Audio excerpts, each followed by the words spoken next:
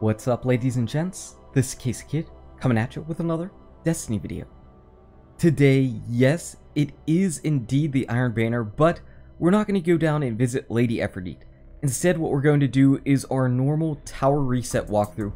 We're going to go see all of the weapon vendors, and we're going to see what god tier weapons there are.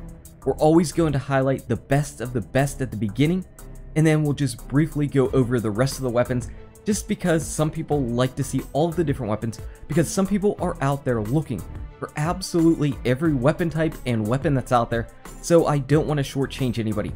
But you'll always see the best of the best, at least in my personal opinion, at the beginning of each vendor section. So if you just want to quickly skim through the video, you can go ahead and click through that. Every time you see a brand new vendor, you'll know that we're going to talk about what my personal opinion for the god tier roles are first. But let's get started. It's not Iron Banner, we're going down to the tower. Let's get this sucker rolling. Getting started with New Monarchy, there's only one weapon I would even remotely recommend from New Monarchy, and that is the sniper rifle. Unfortunately, it is not a PVE style weapon because of that impact class, though it does have Firefly. This would be more of a PvP type of role, though I don't really know if you're going to actually utilize this sucker at all. You've got Mulligan or Perfect Balance if you want to do the double body shotting. Of course, you've got Firefly, and then Snapshot in the beginning, and then for your scopes, you've got Short Gaze. So overall, the role for PvP isn't that bad, even though Firefly is definitely much more of a PvE style perk. This is the best of what New Monarchy's got. The rest of the stuff, I would not even waste my time with it. The assembly is very bad, very poor stats on this bullet hose style of auto rifle. No sense in wasting any more time on it. Now, for the free will, this one actually might have been interesting to me if it had explosive rounds right here. If that was a possibility to get explosive rounds there, I think this might have been just fun, but it's not going to be god tier or anything. We're going to skip on by this one. The sidearm, nothing exactly to write home about, nothing great, nothing fantastic, nothing awful. It's just all of these New Monarchy weapons are so bad this week. I really hope this isn't what's to come for all of our Crucible vendors. This is just a really bad start. So New Monarchy is not bringing us anything close to the table. And finally, that heavy machine gun, we're just going to absolutely pass on it. Again, nothing standing out. The quicker we pass on by New Monarchy and move on to our next vendor, the better off we're all going to be. So sorry, see you later, Hideo. You're not working with us this week. For the Crucible Quartermaster, we actually have 6 really solid options. 6 solid options, and then the rest we're pretty much going to pass on by. So we're just going to go in order for the solid options, and you can pick what works best for you, starting with the hero formula. Now, a few weeks ago, I picked up a hero formula that had explosive rounds and Firefly on it. That was phenomenal. It's really fun in PvE. You've got Hidden Hand here. Hidden Hand, explosive rounds. Definitely pick explosive rounds. We're talking about PvE, remember? And then in the beginning, you pretty much have to go with life support, because Who's Next is a terrible perk. Don't ever use that. This is a pretty solid option. Just one to use and take into PvE for fun. Explosive rounds is great in PvE. Of course, we've got, yet again, another god tier palindrome. Every single week we have one. This one's pretty fun. It has some utility together. So you've got reactive reload and outlaw. So headshot kill, boom, reload, get reactive reload going on. And you have max range with reinforced barrel. Now it's not rifle barrel, it's reinforced barrel. So you're going to sacrifice your stability, but still it's going to be a really solid option. Or of course you could have Icarus if you wanted, and you've got the sure shot sight. So again, as usual, palindrome, always god tier, always great. That's just the way they like to sell these things.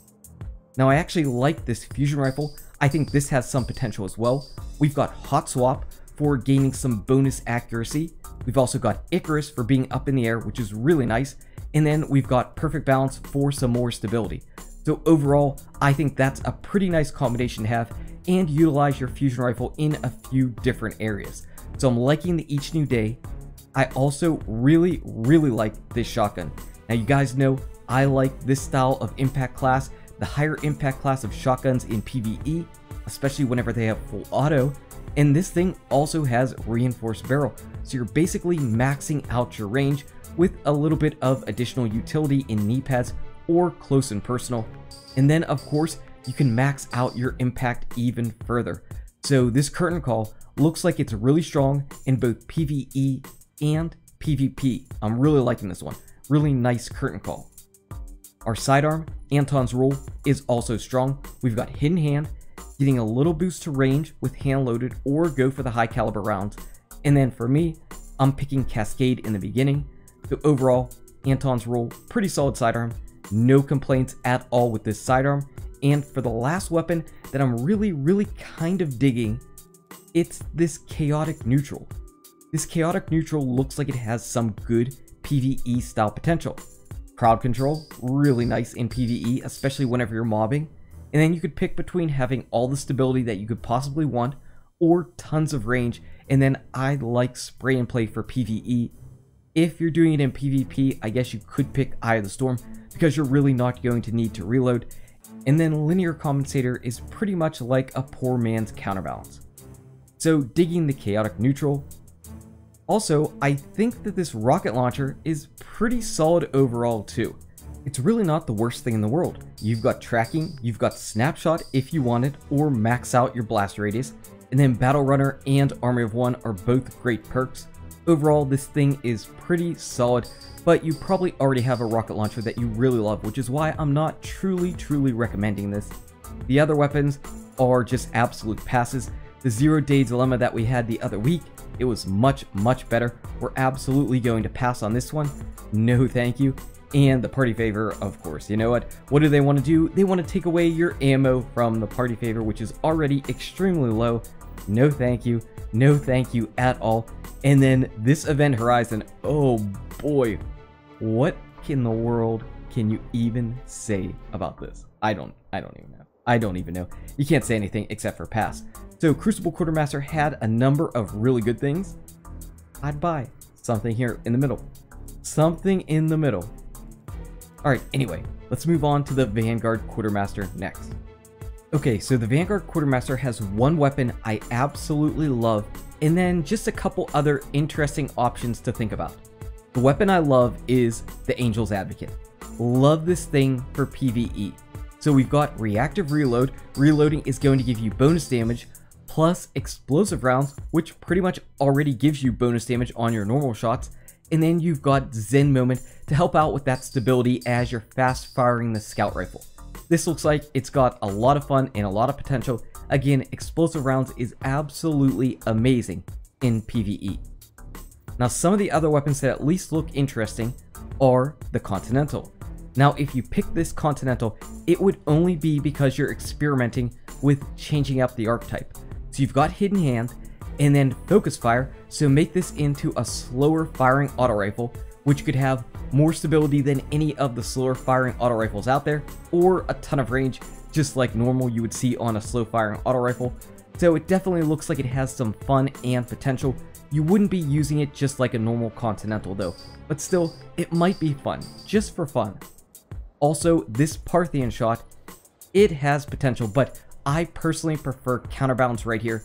If you pick this, you have to take Braced Frame though, because as I saw whenever I was testing out the Parthian shot, the bullet spread is real if you don't have that stability up there. So if you do pick it, try to run it with Braced Frame. Having the most stability possible on the Parthian shot is really good.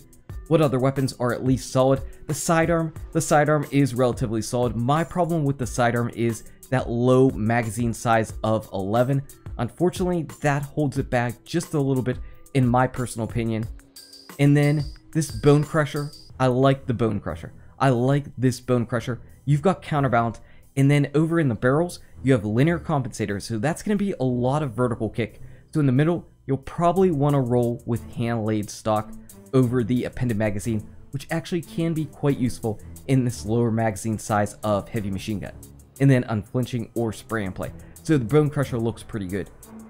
Also, if you really wanted to, this disassembly required is going to hold some nice rockets for you in your reserve in PvE. So you've got Tripod, and then you've got Field Scout, and then Army of One. Not too terrible. But again, my favorite is the Angel's Advocate, and then that Continental looks like it has just a little bit of fun. The other weapons, the how dare you, nope, not at all. Again, on this lower range style of hand cannon, you want explosive rounds and you want to take it into PvE, but this one really doesn't have it. Not the biggest fan of the X Asterisk either. It's not the worst roll in the world for this weapon. I'm just not a huge fan of it, so that's why we're passing on that. The shotgun, this shotgun needs to come with full auto each and every week, and each and every week that it doesn't, it's an automatic pass. Then we've got the sniper rifle, which, I don't know. I just don't even know. You're not taking this sucker into PvE, at least you better not, so just pass on by that. So Vanguard Quartermaster, the main thing from this was the Angel's Advocate. There are a couple other at least fun options, but the Angel's Advocate is the only one that you'll probably actually really and truly utilize. Moving on to Dead Orbit, I don't even truly know what to pick right here. I'm gonna pick that probably the best overall perk combination is coming on our sniper rifle right here. It's super low impact, but it does have hidden hand, and then you've got mulligan, and then you've got snapshot or explosive rounds if you want. This would obviously be for PvP. You've got ambush as well. So this probably has the best overall rolls and perks, but I'm not a huge fan of it. The only other weapon that was in contention at all for me was this Last Stitch. So if you don't have a full auto shotgun and you didn't pick up the curtain call, this is pretty good. So full auto, you've got your range. It almost basically gets up to the max range if it only would have had its range perk right over here, but you could pick quick draw if you really wanted to. Overall though, this thing is decent for PvE, but it's not perfect. It's not perfect. The rest of this stuff, I'm really not a huge fan of.